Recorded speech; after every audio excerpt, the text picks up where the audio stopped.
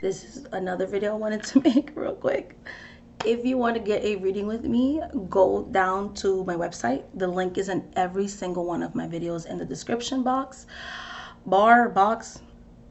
And with the way that I read, I connect to your past, present, and future. I predict time frames.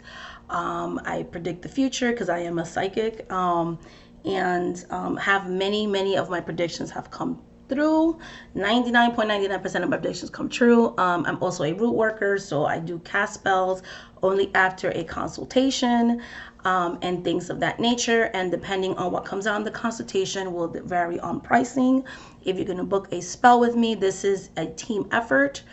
It is up to the client to do their follow-up readings and continue to have a open communications with me, because when you do work with me, you are working with me. We are a team, okay? And that's really important. You have to be willing to do the work in order to manifest what it is that you're trying to get, and have the patience, you know what I mean, and the drive, because it's not just casting a spell and that's it. It's actually being willing to do the work, and things like that.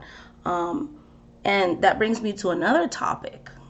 I was talking to someone recently,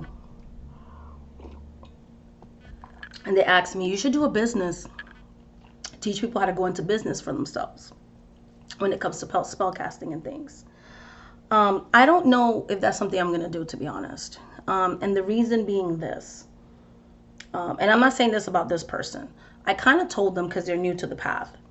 When you are learning witchcraft, root work, whatever spiritual path you're following, if you're going to charge somebody for work, you're supposed to, the way that I did it, I would experiment on myself and people that I knew. Like people would, for instance, my mom, when she taught me, and I would do work for her, or work for a target, but I wouldn't charge anything, but I would still pay the spirits for it, because I was building that relationship with the spirits, right? Because the spirits are going to do the work in the spirit world. We're going to do the work in the physical world. I made sure I built the relationships. When the spells were successful, I documented everything. When I had a certain amount of years, because I've been practicing for 15 years, but I've only been professional for 8 of them. And I've only been charging for my work in the last maybe 5 or 6 years.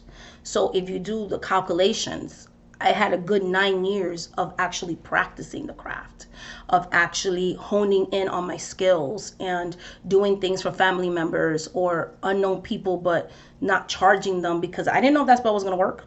And doing things on myself. And when I started to see, I do have the gift of manifesting things, then I would do that. You know what I mean? Because I feel like it isn't ethical to charge for something if you don't have that basic knowledge and that foundation to know if that's going to be successful. I'm not saying every spell works all the time. Nobody can ever say everything's 100%.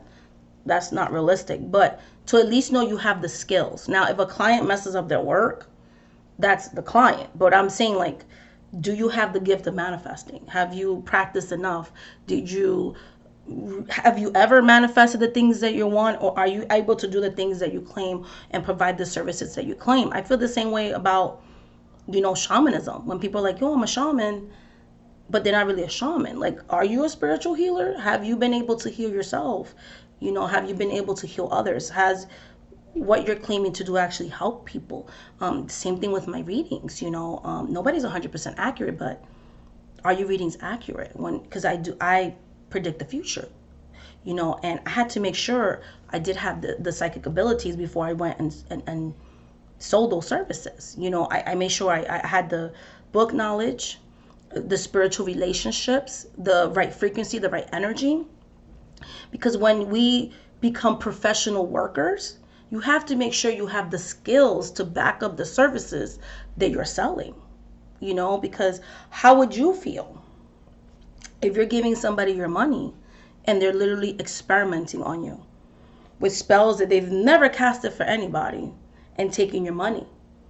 The spirits are not going to smile upon that, especially if you haven't even established a relationship. So many people aren't willing to crawl before they walk, or walk before they run. You know what I mean? and build relationships with spirits that are doing the spiritual work. And it becomes just from the first day you build the altar, I'm asking you for stuff. I'm talking to you in a disrespectful, what I need and I want and all this stuff, when these spirits are our ancestors, they're our elders. They lived before we did. They've been through some things, you know? And there's a certain way you would talk to them, just like you're supposed to respect your parents that are your elders, you know?